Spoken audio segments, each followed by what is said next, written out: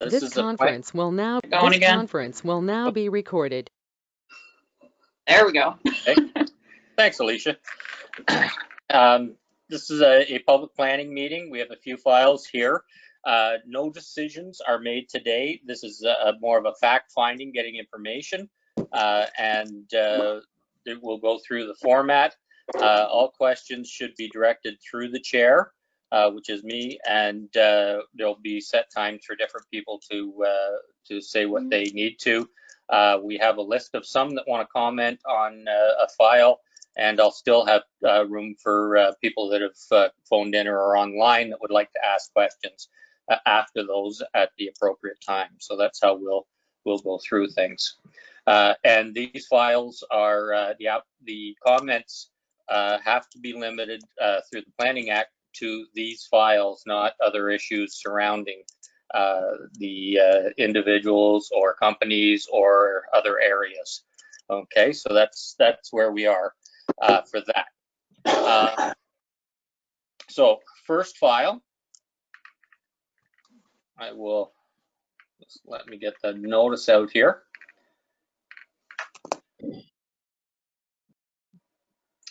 First file is C27-18. It's for 2570970 Ontario Inc. It's just let me read the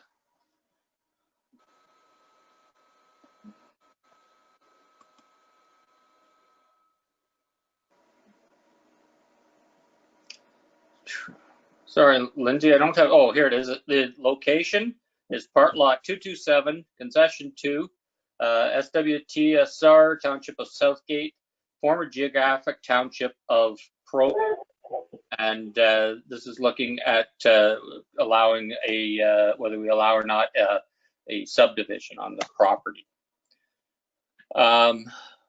Okay.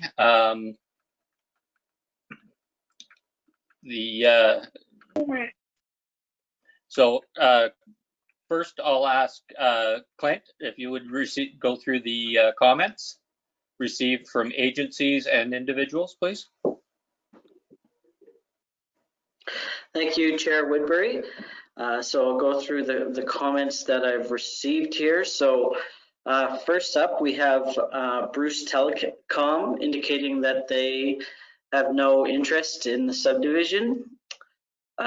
We have comments from, let me get through, the Grand River Conservation Authority indicating that staff have had an opportunity to review the information, and based on their review of the documents, they're not in a position currently to support the approval of the proposed plan of subdivision and zoning bylaw amendments. And then they have essentially a list in their letter, which is available on our website, of additional information, shall we say, that they would like to see provided before they lend their support to the subdivision.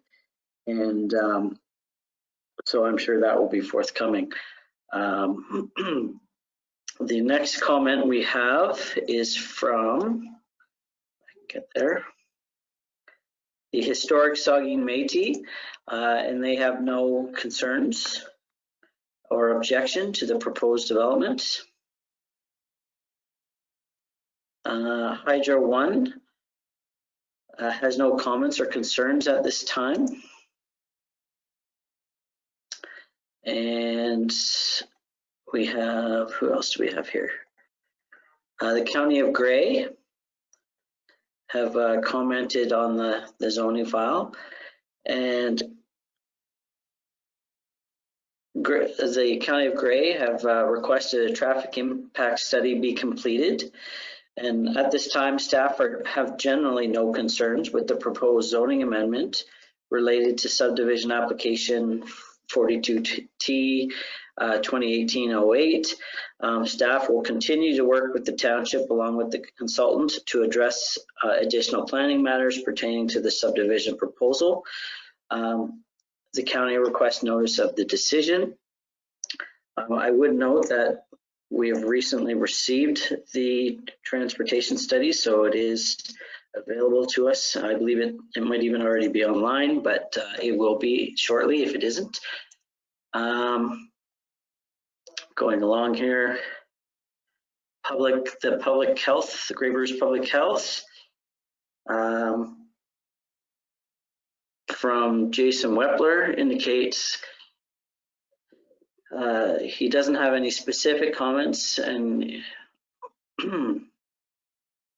he did wonder, however, if it's a good time to share the development checklist with the developer if it hasn't already been done so. And that checklist is for a Healthy Communities checklist. And I believe that was sent during or given to them during the pre-consultation stage. That's all of the agency comments I have. I have 4 comments that I've received from the public. The first is from a Bart and Nancy Malloy, pardon me. And their comments, they have concern about the green space remaining behind in their backyards that they have. They'd like that to remain. They do note concerns about dust and mud and noise and potential impacts that from construction of the subdivision, which will have to be addressed, certainly as likely as parts of the draft plan conditions, whether it be through dust suppression measures or what have you, but that would have to be addressed. We have comments here from, who's up next? Carolyn Keir, hopefully I've pronounced that correctly. And they have concerns with regard to traffic impacts and winter maintenance of the road. Certainly they're concerned that more traffic will be directed along Todd Crescent to access this new subdivision. I can appreciate that. And of course, the winter maintenance is always a concern if the municipality hasn't taken over the road at this time. Who does that? So that's a valid concern. And then last, we also have one from a Sylvia Watts. Let me pull that one up here.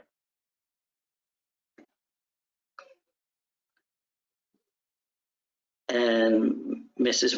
Watts is concerned basically about starting this subdivision prior to the previous phases being completed. And there's also a comment from a Christine Newport, which has similar concerns regarding completing the previous subdivision before starting on this new subdivision. And again, as Chair Woodbury made clear, this is about comments for this subdivision, so we're not particularly going to address that at this time. That'll be addressed in a different manner, I'm sure, through the builder and if necessary through the township. So that, I believe, is the comments that I have on file here. Unless Lindsay has received any additional ones recently, that's all of the comments that I have. It's Lindsay here. I haven't received any more written ones. I just do have the few people that signed up that Mayor Woodbury has that list when that comes to that point in the agenda.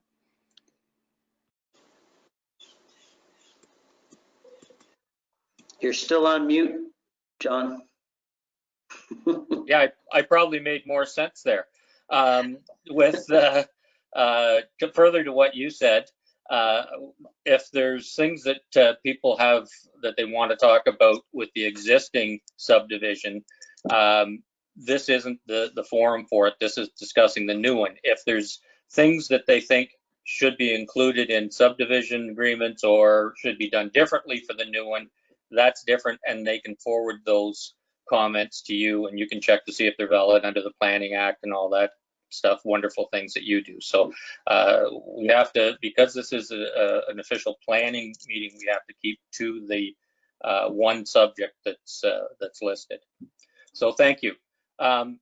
Next, we move on to questions from the council, but I'm going to switch that around, and we'll have the presentation from Deborah Walker so that we get the information. I don't think there's any sense in asking questions if the presentation will answer a lot, then we can ask questions after. So Deborah, welcome, and I turn it over to you. Thank you. I just want to make sure everyone can hear me okay first. Yep. I'm seeing some Thank nods. you. Okay. And now I'm going to attempt to try to share my screen. So bear with me. I haven't used GoToMeeting before. Oh, wow, look at that. It worked, and then it didn't work. Someone, someone did that for me. So Deborah, Alicia will share her screen with the presentation if that works. Okay. Just give her a second. It's a bit delayed. There we go. Okay. That's great. Thank you. Okay. Thank you for allowing us to speak on the application. As you can see, this is the sort of final phase for this development for White Rose, and previously to the west, they had developed phase 1 and 2, and now we are looking at the remaining piece of land to the east.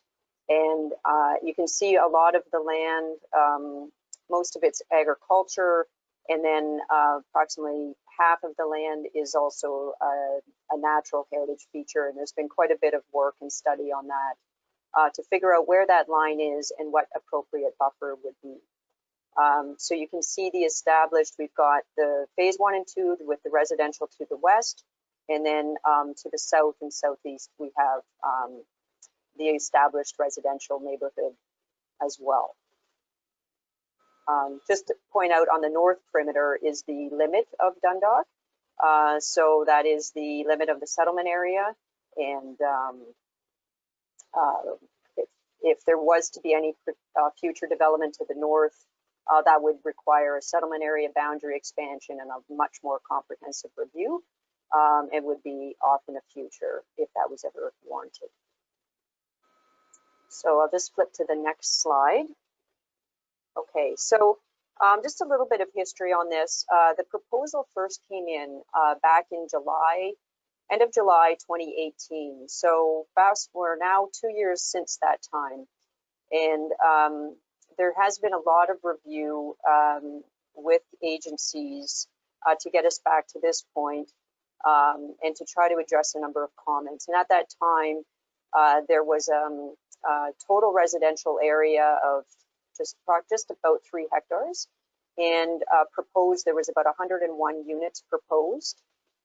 There was a much smaller wetland setback of 2 to 8 meters setback from the wetland feature, and the road widths were of 18 meters. There were planned road connections that ended at the wetland, and one that would contemplate a connection to the northerly lands. So that was the original proposal. And if we'll just go to the next slide. And this is the current proposal. So we have spent a lot of time when we were first retained in the spring of 2019. Our first real major task was to address some pretty fundamental comments that had come back through the GRCA with respect to the wetland and the setback. We have been going back and forth with GRCA, with meetings with the county, with the township staff, to try to reach a point where we could address really their fundamental concerns. We believe that this plan does that. You can see that the residential area is now 2.71 hectares because of the extensive buffer that is now incorporated into the proposed draft plan. The number of units are now down to 86 to 88 units. We have a number of fewer lots that back onto the existing neighborhood. So we have actually gone from along the west perimeter. The original proposal had about 11 lots, and it's now down to 6 lots along the west perimeter. Those are all single detached dwellings. And then along the southerly perimeter, originally there were 14 lots, and that is now down to 9 lots in total. And again, much wider single detached dwellings compared to the other lots. We've also enhanced, we have compensation planting in the buffer, and in terms of the road network, we've increased the road width from 18 meters to, really the main roads are 20 meters wide, and then a couple of the, not really the collector roads, they're kind of the street C and street D, are 18.5 meters. We have provided for a future connection road to the north, should that ever be developed in the future. And that is much more aligned with the overall road network. So it just goes straight up there. We've got a much broader range of housing options. And what's really kind of neat about this is the owners have incorporated some potential senior housing units, looking at potential market for up there and the need for more senior housing supply. So some of those units will be designed and marketed towards more of a senior client residence, and obviously providing more of an affordable built form. So that's everything on the revised proposal that I wanted to point out. So just maybe the next slide. So this is just to highlight some of the zoning that's proposed. And you can see in the light yellow, those are the widest lots. And we've got the a bit smaller single detached in the yellow. And then in the orange would be a future senior dwelling unit block. The details of that block have not been detailed out, so that will remain as an A2 zone at the request of the township. And the red zoning is showing where there would be townhouse units. So we've kept the townhouse units more central to the subject lands to try to help and provide a transition with the established neighborhood. You can see the wetland to the east has been protected. What you see in the two-tiered green for the buffer, in total the buffer is 30 meters. The first 20 meters will be protected, and there will be some compensation planting added in there.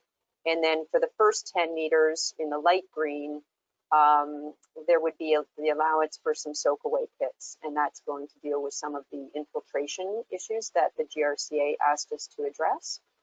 And then you can see in the blue, that's the stormwater management block. There's a small little corridor, 6 meters wide, that would connect to the existing stormwater management block to the south. And the next slide. So just very quickly, the lands are in a primary settlement area. So according to the Grey County official plan, we are in conformity with the Grey official plan policies. And I just want to point out that the county has a minimum development density for lands that are in a primary settlement area of 20 units per net hectare. The proposed development density meets that objective and is a little bit more. It's about 30.5 units per net hectare. I just point out that when you calculate that, you have to take out the net area that you're basing that on has to take out the environmental lands. So that's why that number is a little bit higher. But that is, you know, the way that the province is going, the way that the county and their policies are going.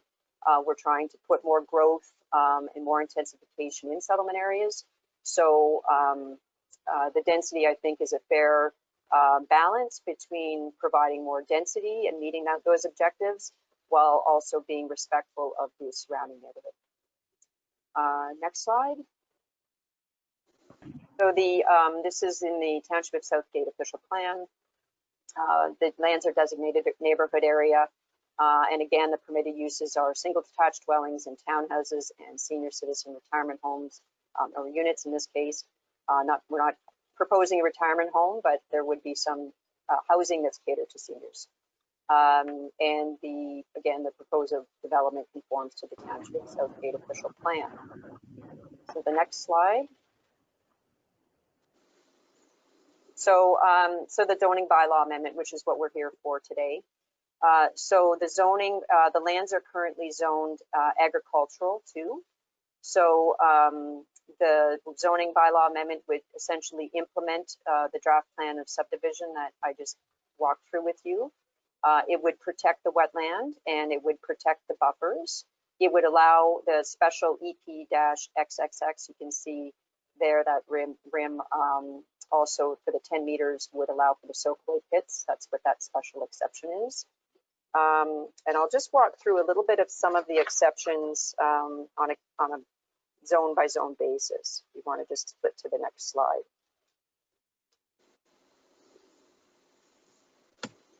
So the first one is are the properties or the lots to the south, and it will be an R1, a residential 1 zoning, which allows for single detached dwellings. And the special provisions I'll just run through with you. Next slide. So where we're asking for special provisions on those is the maximum lot coverage. So currently the required lot coverage is 35%, and we are proposing 45%. So a small increase on that. Again, it's reflective of the more dense proposal that was originally contemplated in the current zoning bylaw standards. And then we've, for the minimum front yard setback, it would go from 7 meters to 6 meters, which is a pretty standard front yard setback nowadays, and brings the developments closer to the street for a much more active streetscape. And as well, the minimum exterior side yard, so that's just for the corner unit, just a slight reduction of from 4.5 to 4 meters. In the next slide. So these are the ones along the west perimeter that are a little bit more dense, and along the north side. They are still single detached units, and I'll just run through the exceptions that are being requested for those. So the lot frontage, so again, we're trying to meet the objectives of the county and the provincial policy to provide for more dense. So that's what these amendments are responding to. So we are reducing the minimum lot frontage for an interior unit to from 12.12 meters to 10 meters, and the corner unit from 15 to 13 meters. The lot area would be going from 465 square meters to 300 square meters. Lot coverage 35% again to 45%, similar to the other ones. The minimum front yard, again, reducing it from 7 to 6 meters. The interior side yard, 1.5 meters to 1.2 meters. And again, that's a fairly standard provision in other municipalities as well. And exterior side yard would go from 4.5 to 3.5, and the rear yard from 7.6 meters to 7 meters. Isn't it? Pardon? 1 meter a yard. Sorry, it's no question. Yeah, I just muted them. Okay, thank you. All right. Yep, go ahead, Deborah. Sorry about that. Okay. Yeah, no problem. I'm trying to run through this. I know it's a lot of detail, but I'm assuming that you're interested in what exactly we're requesting. Absolutely. Okay, so the next slide will. Okay, so this one, actually, if you could just go back to 2 slides previous. Sorry about that. Yeah, perfect. If you can see there, we've got R1-XXX2, and then there's one little area that shows R1-XXX3. So that's just where the cul-de-sac gets quite, it gets a bit shallow in those particular lots. So if we could go forward again, I'll just show you what, there's one additional provision that we're getting exception just for those few lots. The next one, yeah, is the minimum rear yard. So going from 7.6 meters to 6.6 meters, so the difference of 1 meter. And then going forward, the next slide. So these are the townhouses that are more central to the development. And these would go from an A2 zone to an R3 zone. And again, I'll just run through some of the exceptions that we're requesting. So the minimum lot area for an R3 zone is 1,200 square meters, and we would be proposing 1,000 square meters. The minimum lot coverage is 35%. Because these would be townhouses, it's fairly, and given the size of the units, we are requesting a minimum lot coverage of 50%. The maximum number of dwelling units would be, so this is for a block, where how many units are in each block.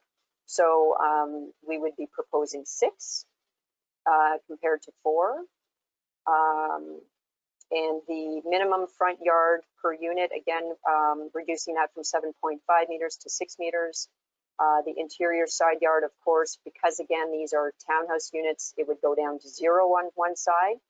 And then the exterior side yard would be 11.5 meters from 6 meters to 3.5 meters.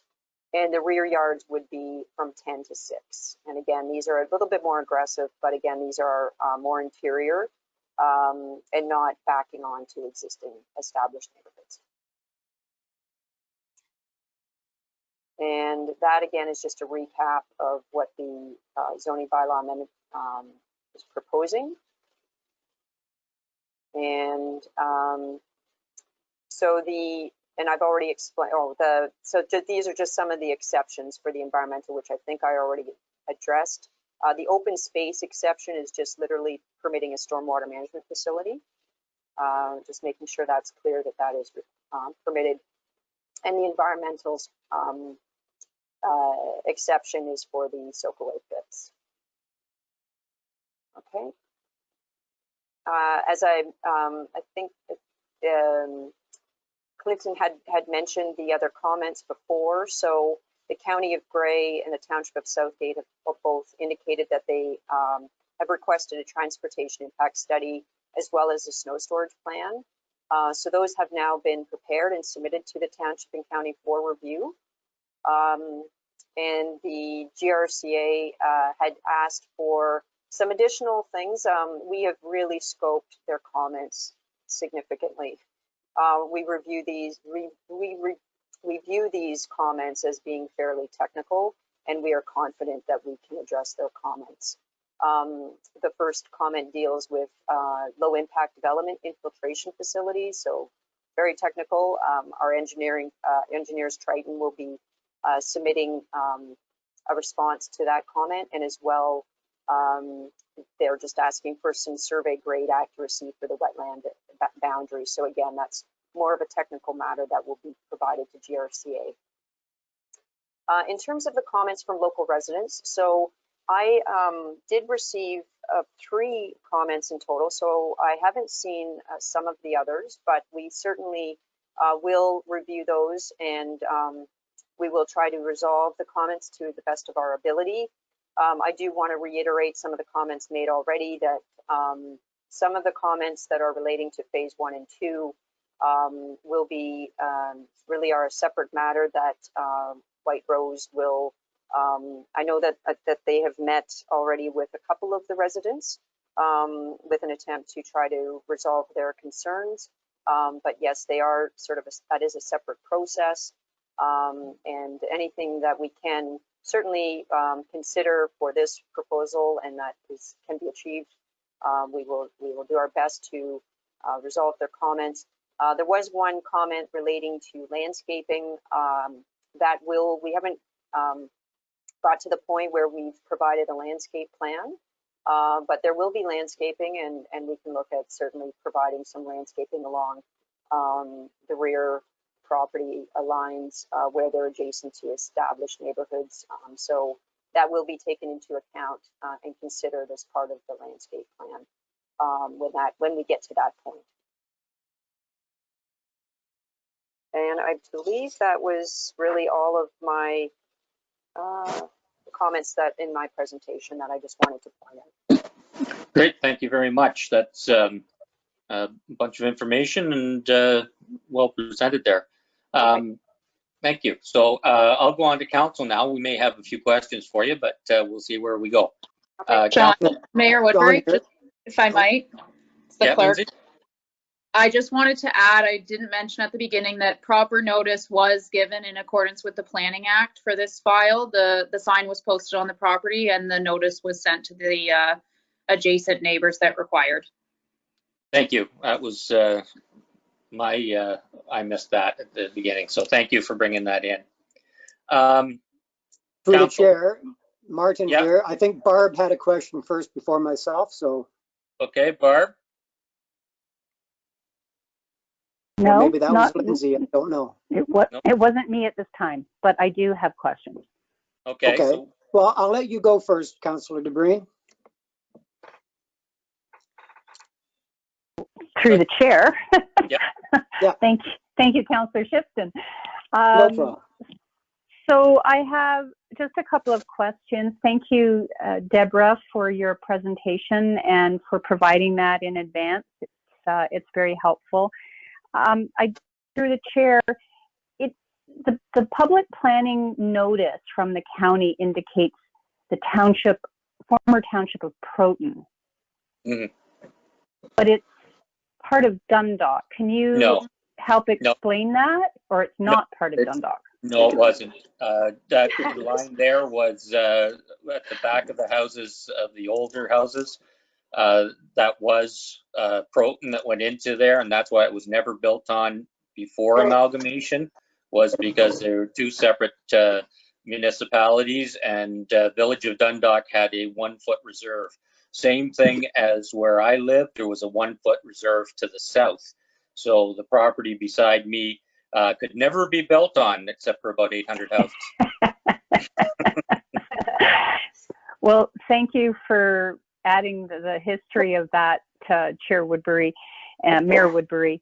I just, through my next question is the comments by Ms. Newport, perhaps through the chair to the clerk. Those were not provided in advance. I'm guessing that they came in at the last minute. Will that be posted to the website after the meeting? Yes, that's correct. I've had a couple emails from Mrs. Newport, and she's going to be submitting further comments, I believe, later today. So any comments we receive will be uploaded and form part of the record. Yes. Then I think my last question for now, Mayor Woodbury, would be the increased density that's being proposed, especially with I mean, it's great because we need a diverse mix of housing in our community. Also brings increased traffic. So I'm pleased that we're doing a traffic impact study, but I am concerned about that. Obviously, with all the other homes as well going in, we're going to have an increased amount of traffic. So for now, those were my immediate questions. Thank you. Thank you. Martin. Yeah, thank you. Thank you, Chair, John. These questions are for Deborah. Thank you for the good report. A couple of questions. This letter, and I hope you can hear me. Yes. The letter, thank you very much. The letter from the Grand River Conservation Authority dated April 28th of this year, it did have a lot of concerns about the water. Is that all fixed? Yeah, and I'm glad you asked that. I did mean to note that. So I did notice it in the agenda, and those are exactly the comments, the extensive comments I was talking about earlier. Yeah. So we made a resubmission in September. So, or Okay. sorry, in July, late July. So that does address all of those comments. And then we got the subsequent comments that were, as I noted, had been much more scoped down to a couple. So we were happy to see that. Okay, that's good. The other question actually pertains to that. I just, I'm not a planner. I don't design subdivisions, and I realize more bang for your buck, the developer makes more money. But if you're building in a wetland, why would you only go with a minimum buffer? Why not enlarge that buffer to maybe a 10 with a 20 with another 10? And that can affect the stormwater, but it also can add the fact that you do have to have a certain amount of green space. And there's no green space in this development except for the buffer. So could you expand that and take away a few more units so you get a holistic community, especially when you have seniors being built up at the very top where they might actually want to go for a walk on the proposed green buffer area. So just something to think about. I don't know why, again, that's just my preference. Clinton wants to talk and say something about that. Yep, but why, when you're in a wetland area, do you always do the minimum buffer? Why not make it bigger and plan something for trails or something like that? So, and Clinton's laughing at me. I know he is, but it's just a good point to bring up, especially when, as Councillor DeBreen said, this is a very dense area, even though just curious, I guess. I do have one more question after that. So okay, go ahead with that one, Clint. So, and then we'll... Okay, so I can appreciate your comments, Councillor Shipson, because we often fight the same battle with the Conservation Authority. There's certainly been other subdivisions where we've requested something as simple as a trail through a hazard area, and we've had a very difficult fight to even get that. Just a 3-meter trail through a buffer area. So I can appreciate, that's why I was smiling this, because these are all things that we like to see as well. It's just when you deal with wetlands, the Conservation Authority sometimes takes a very stern position in terms of allowing any sort of development, whether it be a little stone dust trail or what have you. They tend to be very inflexible. They've been getting better, but sometimes they're not very helpful in that regard. And the second question you had about adding more green space and whatnot. Lately, the township has had enough grass to mow, so we tend to not want huge amounts of green space for parks and that sort of thing. We try and limit it to trails and whatnot, and have smaller parks in other areas or community parks, as opposed to every neighborhood getting its own little tiny park, which is very inefficient and certain from a maintenance point of view. So that's another consideration with respect to the development. But certainly, if we can push with the Conservation Authority to get some trails through there, we would like to see that just as much as I'm sure the residents and the developer. okay, through the chair, I do have one question for Clinton. I might be overstepping my bounds here because I've only asked 2, but for Clinton, my one point though, why not, when there's such a dense area in a wetland, why is it always a 30 meter? Why not have it larger? Because it is a wetland. Can you answer that? That just doesn't make sense to me. So can I step in? Sure. Okay. So the 30 meters was actually a very large buffer. Like our environmental expert actually didn't think, actually supported the 2 to 8 meters, thought that was sufficient to protect the feature, because the wetland boundary was already aggressive. So in terms of protecting a lot more land than what was actually needed. So it's a very large buffer to begin with, from an environmental perspective. But in order to avoid a big fight, to be honest with GRCA, we wanted to get their support. And so we have provided what we think is a very, it is protecting more than what we think is warranted in terms of protecting the feature that's there. It is a locally significant wetland.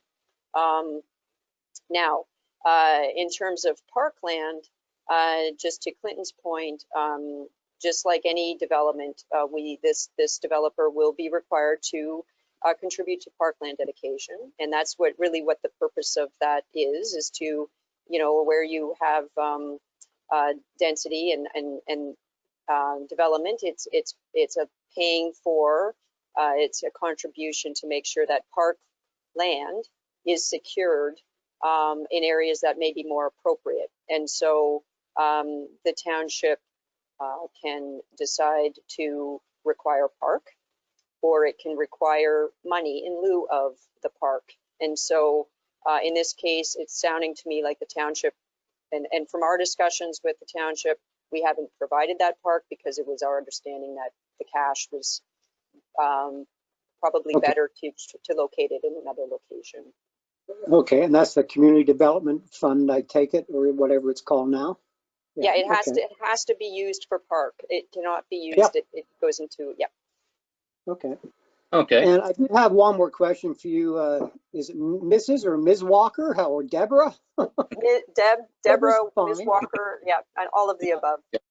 Yeah, okay, that's cool. You mentioned the design area in orange for future senior dwelling block. Maybe this is a question that Mr. De Palma could answer. With that development, as it being specifically for seniors, would these be one-level bungalows with no basement, one-floor living,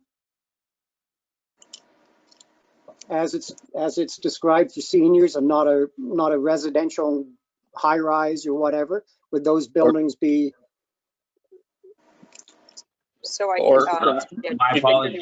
My dad just stepped into the bathroom. Those are going to be designed as a one level, but most likely there will be a basement. Okay, thank you. Okay. Thank you. Barbara, you had something from the wetland water perspective?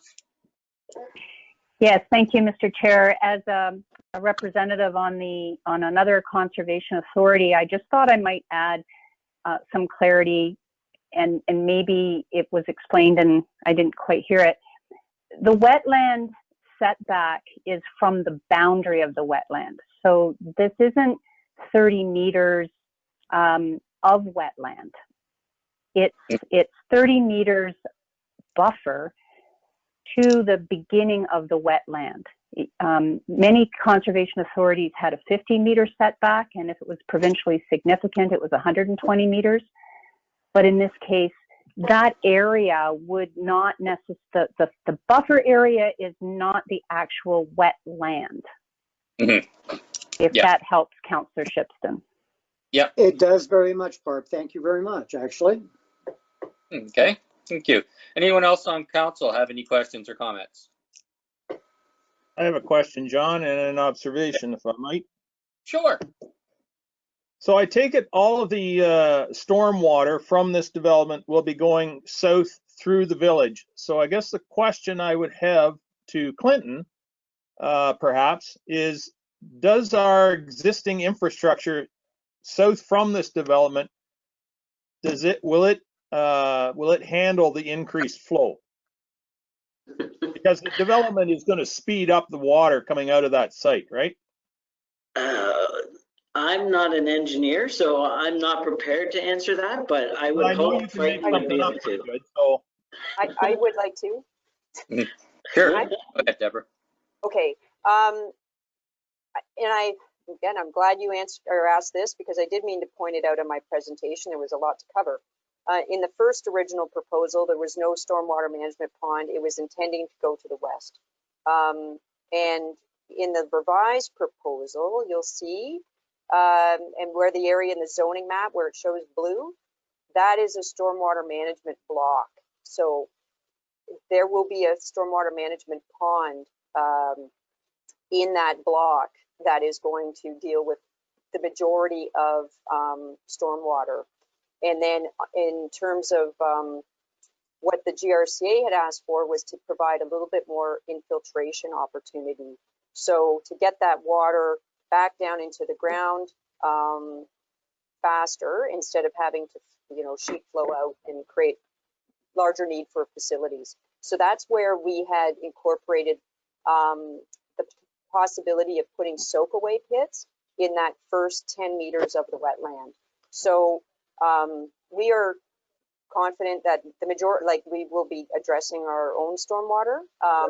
The connection to the existing, that little 6 meter wide corridor, that would be there for any overflow or anything like that nature, but essentially we would be dealing with the majority of it on our site.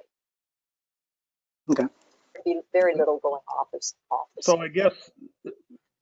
So I guess the question still stands, though. Will our infrastructure existing in the village handle that water going through? Because there is going to be some in that 100, 200 year event that everybody talks about.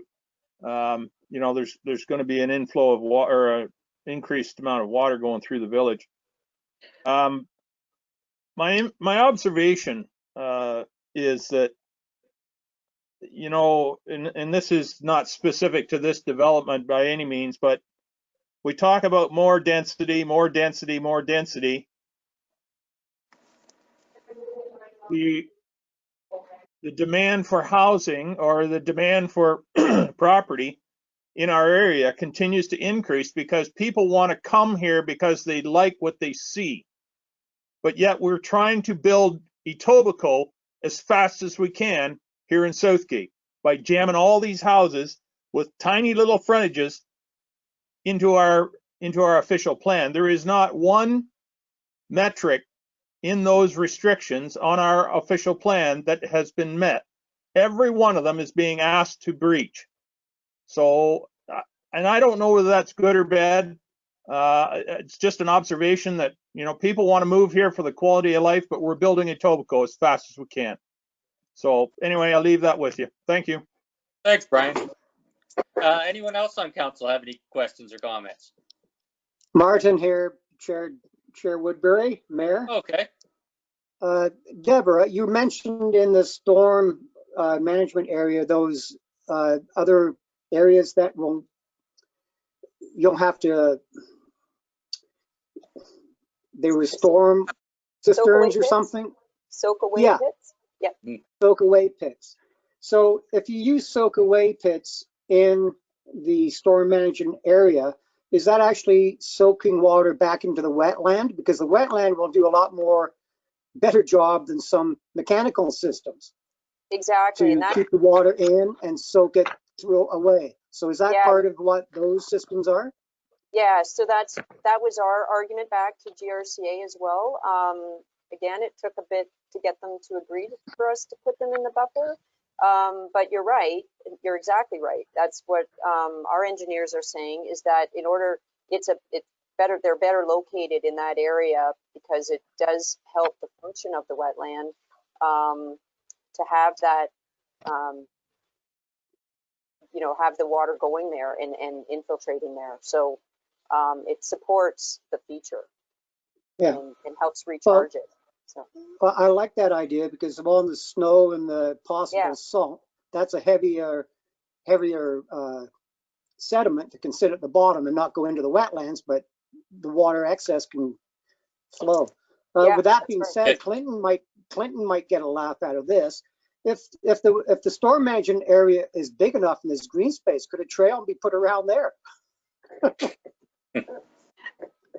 It's been proposed, and I actually think it's happened in other locations, so certainly possible. Because there's often a maintenance road that goes around some of the ponds, and so if you make that maintenance road nice enough, it becomes a nice place to look at. Well, Clinton, I wasn't being smug, but there was a letter sent in by a member of the public talking about green space. So no, absolutely. Okay. That's it for me. Thank you. Yep. Is there anyone else from council? Barb has another question, but give everyone else a chance on council first. I got one, John, but Barb can go ahead. It's fine. It's Jason. Okay, just go. No, go ahead, Jason. Oh, no, I was just, it's more of a comment, or it might be towards Clinton. We hear a lot of talk about the conservation authorities shutting us down or making us do this or that. And I'm just wondering, is this A1 farmland that we're building on? There's not much talk about the agricultural land we're taking out of production. And it kind of makes me wonder a bit, you know, or if it's through Grey County, you know, a fella can't get a lot off his farm, but we can just go in and take a whole farm up. I just wondered, it's just kind of a comment, maybe more towards Clinton, Yep. I'm not sure. Sure. Yep. Clinton looks like he wants to answer.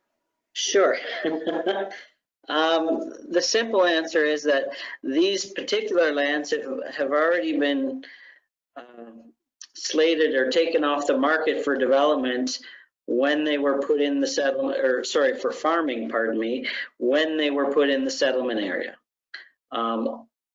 Provincial policy typically directs growth to settlement areas.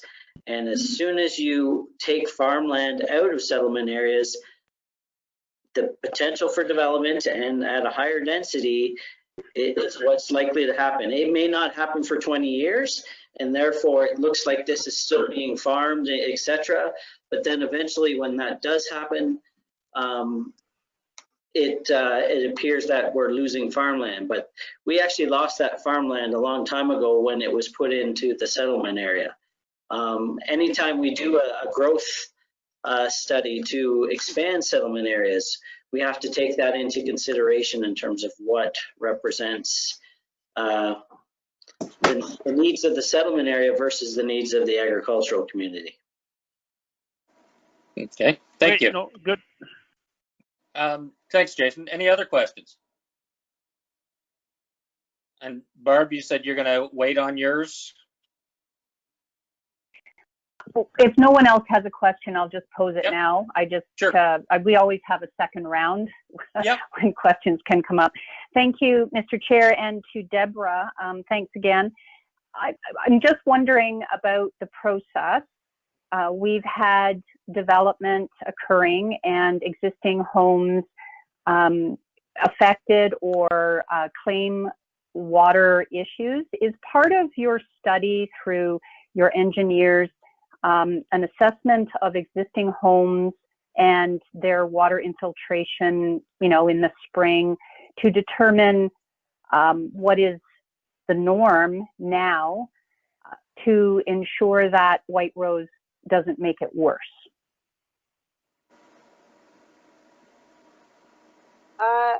Certainly, that issue. Now, these are all the other lots are on municipal services. Yeah. So I may not be. I don't think this. I think this might be treading into more of a technical question. I'm not really understanding, and that might be me. How the stormwater infiltration would affect the services of the existing lots around there. But am I understanding your question, or maybe we could certainly happy to explore it with our engineer and try to get a better answer for you. Maybe I could rephrase it. Okay. We have a lot of water in Dundalk. Basements have a tendency to flood in the spring. Okay. Yeah. And when an existing home, and many homes are automatically built with sump pumps now, but the existing homes that may or may not have water coming into their basements, you know, in a really heavy spring runoff, and then with development, and I'm not accusing White Rose of anything. It's just it's the nature of the beast when you create a higher density, like Deputy Mayor Milne mentioned. You know, that water's got to go somewhere.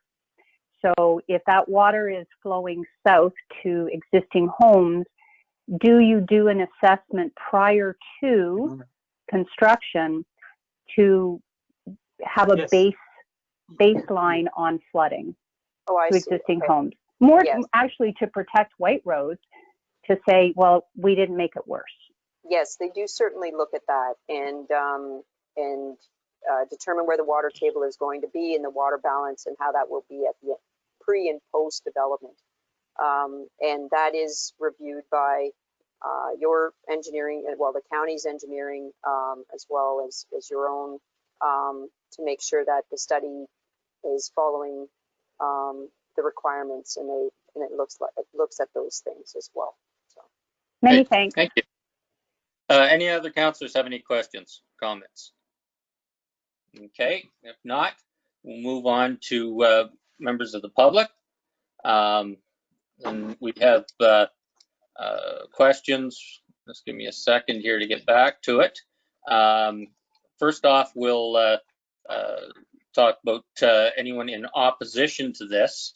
And I do have a sign-up sheet here, so we'll go through that first. And then if anyone else would like to make a comment, after that, I'll ask for additional comments. Again, this is to planning forum, so we have to, by the rules of the Planning Act, deal strictly with this issue for this phase 3. Any other things can be dealt with in a different forum. So we'll both go. Yep. Mayor Woodbury, Go ahead.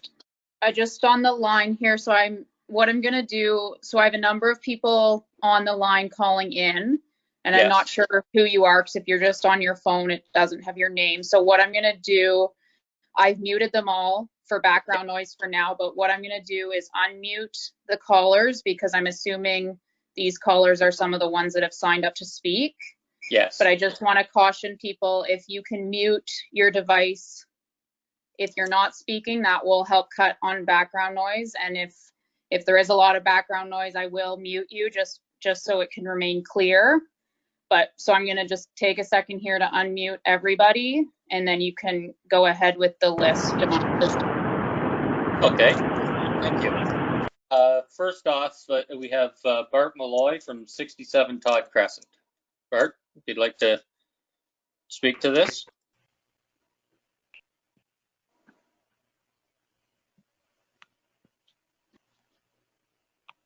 Bart, are you on the line?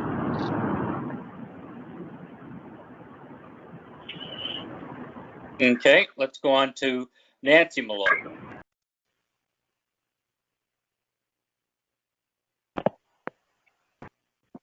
No. So I've unmuted all the callers, so yep. they should be able to speak. Okay, I'll go through the list, and we'll go from there then.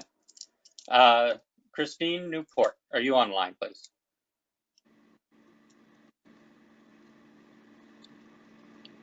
All these people forgot about the meeting too. Hi there.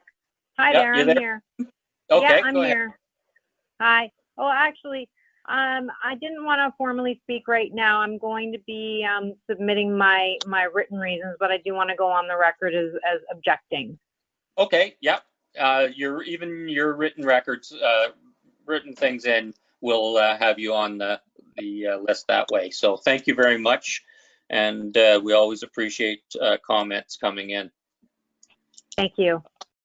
Okay, Amy Vickery, are you there?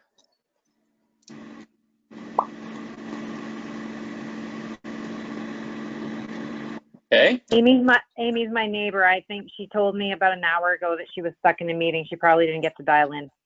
Okay. Joseph Perry then.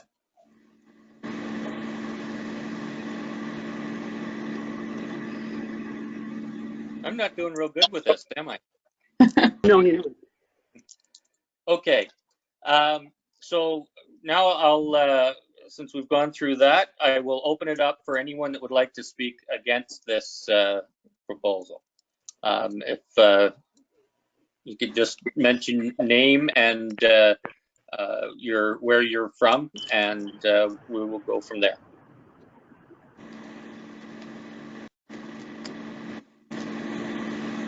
Hi, I'm Crystal Walker.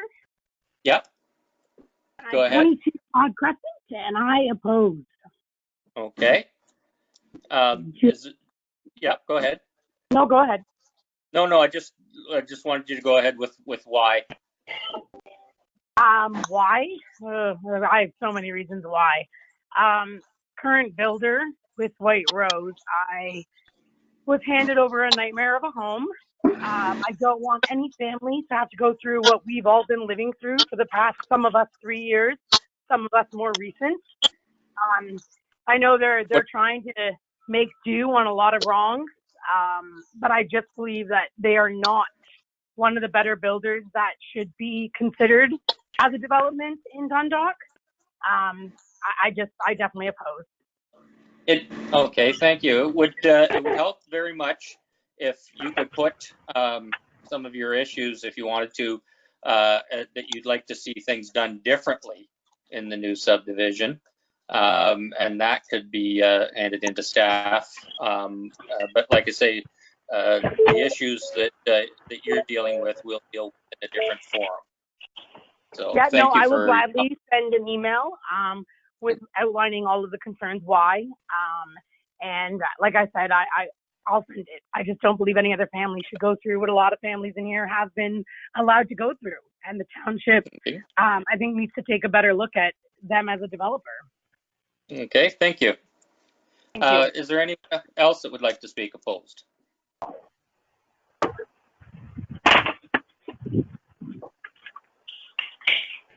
Okay.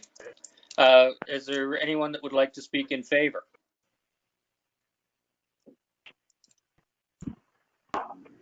Do we have any further questions from council?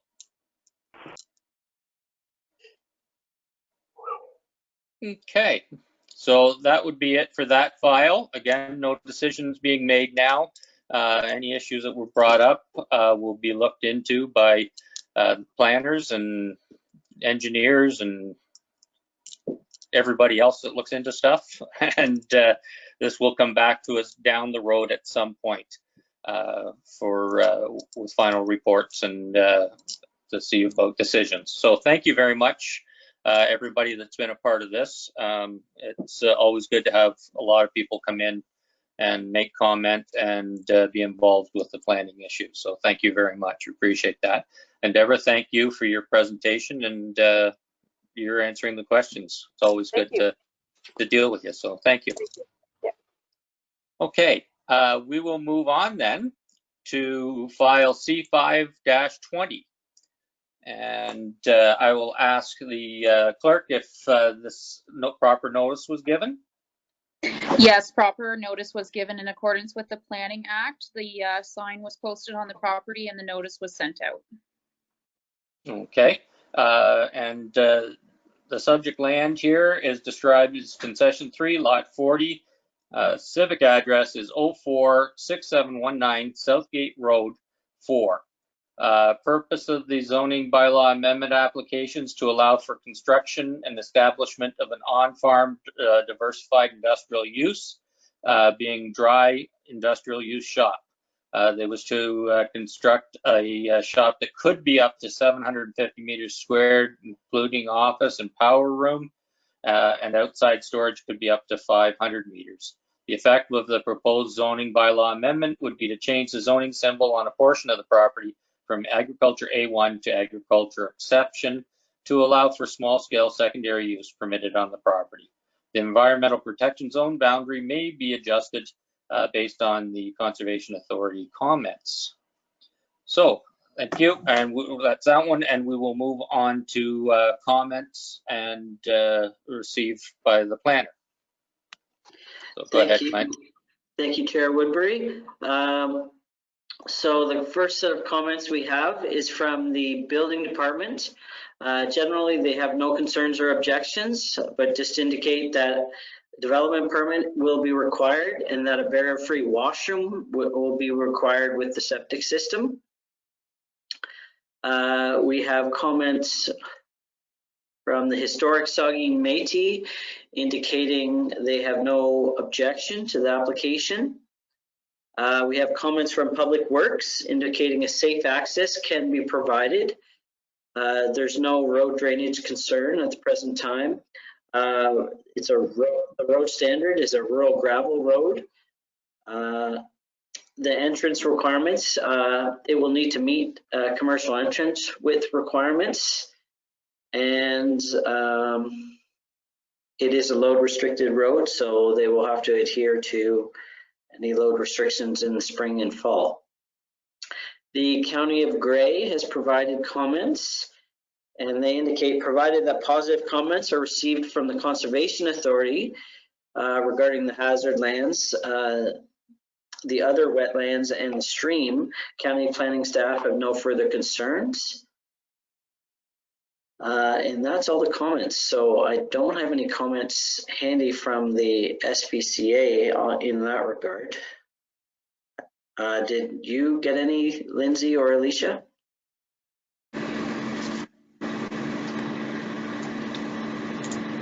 I'm just checking. While they're checking, did you get any comments received from members of the public in writing? None received. Okay, thank you. So there is comments received. It's actually Grand River Conservation Authority this one falls under. Okay. So they are on our website. They just were obviously submitted after the agenda was published. Let me just, I'm just looking at it. In summary, based on the information provided, GRCA staff does not anticipate any negative impact on the above noted regulated features as a result of this application. Okay, thank you. And that's it for the comments then? Yes. Okay. Any questions from members of council at this point? Okay. I'll ask if the applicant or agent is present and if they'd like to identify themselves and make any comment.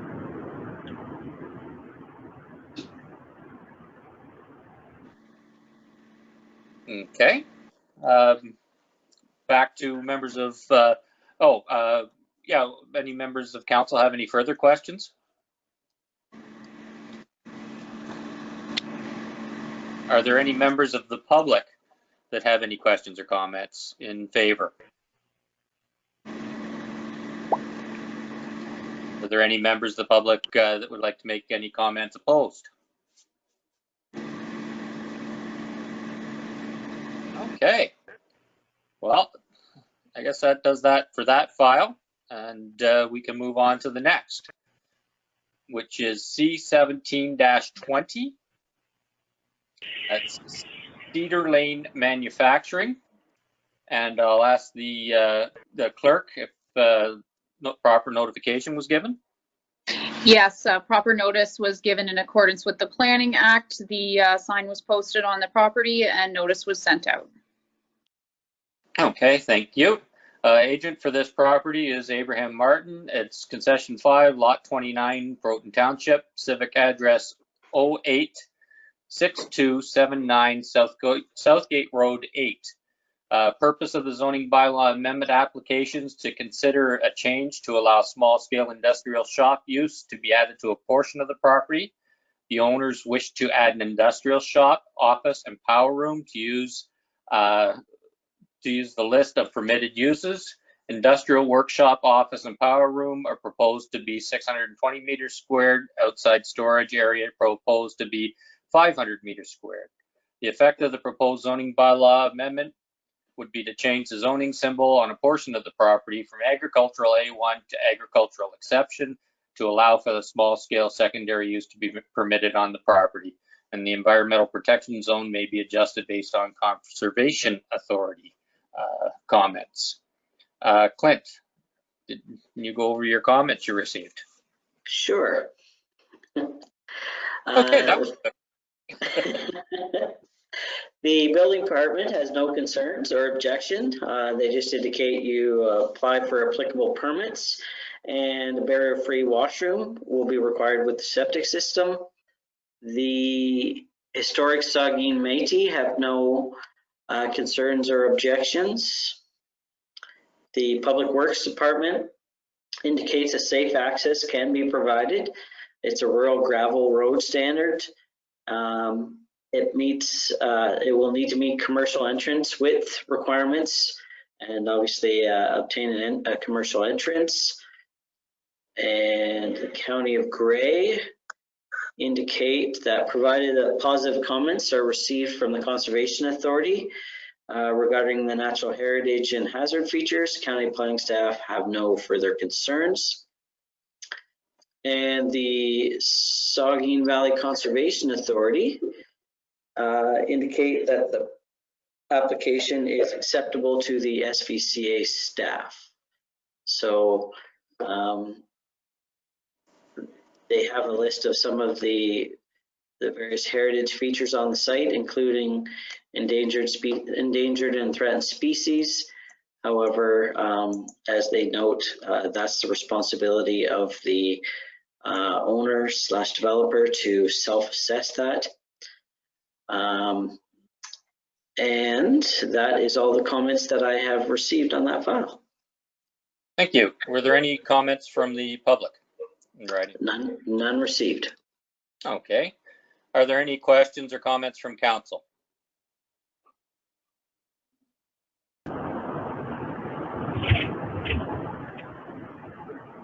Okay. Sorry, John, yep. I was muted myself, unmuted.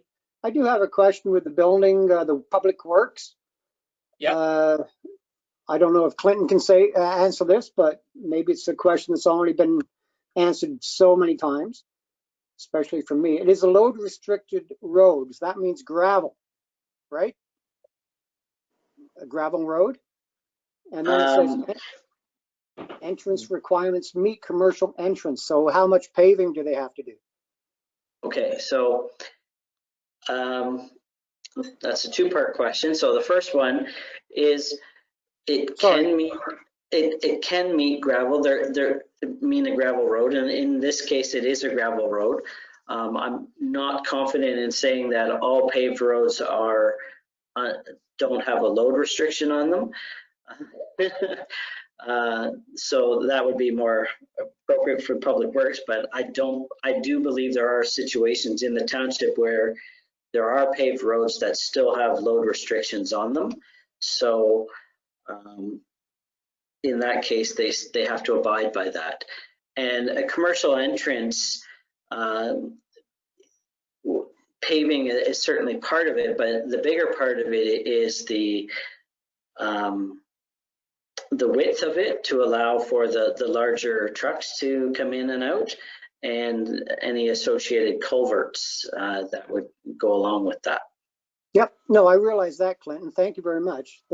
I knew the commercial entrance meant a lot more. My only question that popped up from this, if it is a gravel road and it is a commercial entrance, like with the possibility it's going to be paved before, wouldn't it be better to have a paved entry instead of all these trucks turning up the gravel turning up the gravel on the laneway? It's just maybe part of the site plan coming up or whatever, but all roads will be paved in Southgate at one point.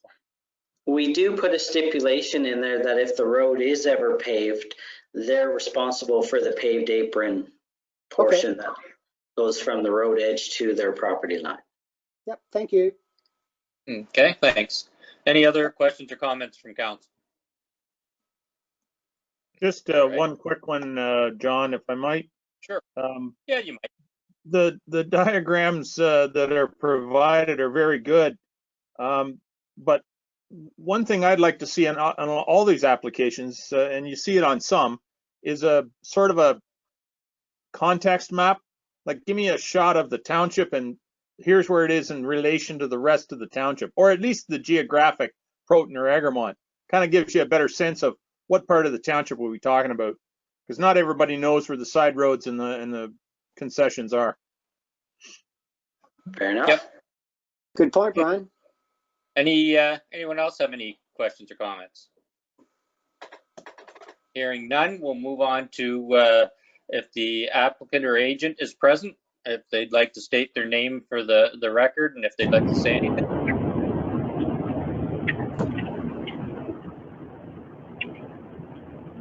Okay. Are there any members of the public that would like to speak in support of this application? Any members of the public would like to speak in opposition?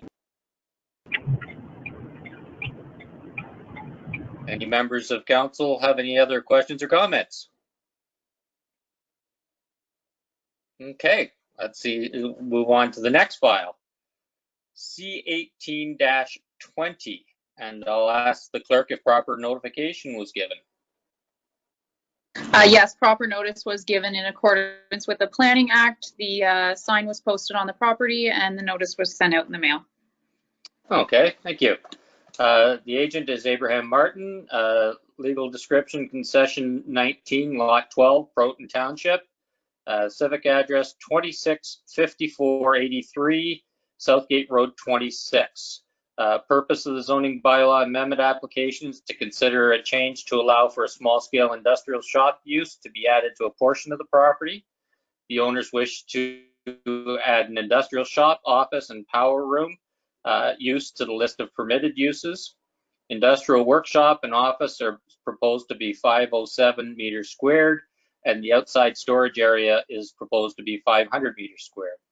The effect of the proposed zoning bylaw amendment would be to change the zoning symbol on a portion of the property from agricultural A1 to agricultural exception to allow for small scale secondary use to be permitted on the property. And the environmental protection zone boundary may be adjusted based on Conservation Authority comments. Clinton, any, could you go over the comments received, please? Sure. Oh, good. To Councillor Brian Milne's point, right before the comments start, there's a nice big key map for them to show where this is. It's right on the S bend coming into the township. It's a beautiful farm with a nice beef barn and a hog barn. I used to drive by it every day.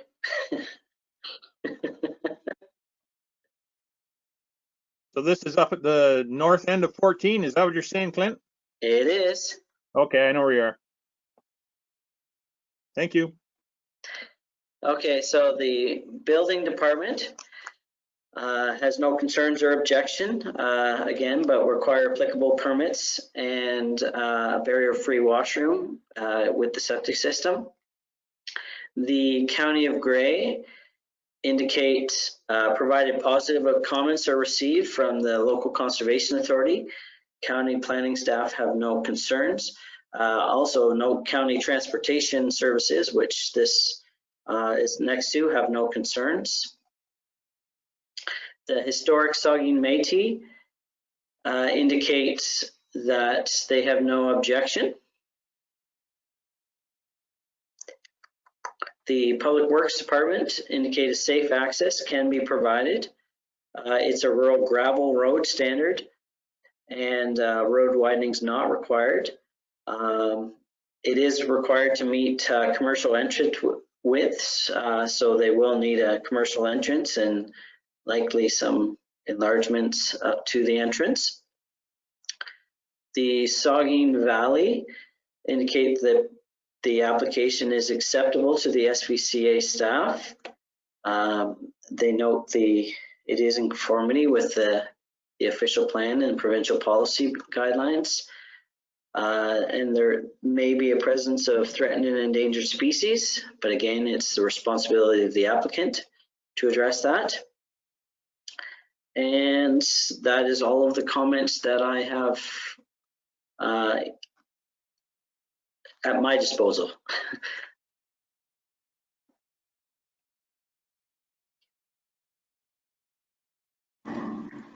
You're muted, John.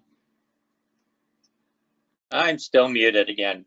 I should not do that. I try and, yeah, whatever. There was no comments from the public in that, was there? None received. Okay, thank you. If anyone from council would like to make any comments or questions, or that, go ahead, you can go now. Just a tip: unmute your microphone before you or during when you're talking. Well, it's very quiet.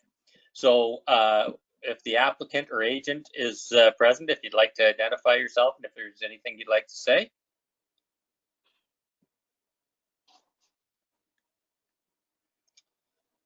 Okay.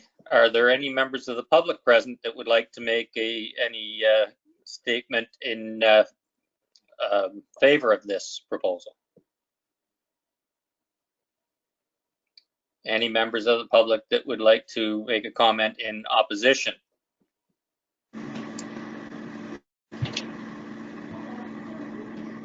Okay. Are there any further questions from council or comments? Mayor Woodbury, I just had a William Martin come onto the line. I'm wondering if that's maybe the agent or the owner. I'll just unmute them if they want to speak. If I can, maybe I can't unmute them. They just muted.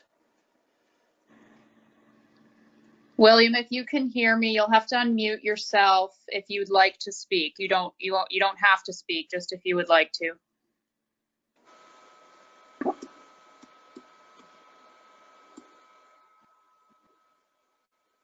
Okay. I guess not. Nope. Okay. Are there any further questions from council? Not hearing any. That'll be that for that file, and look forward to looking at all these down the road when everything gets straightened out for them. So thanks everybody.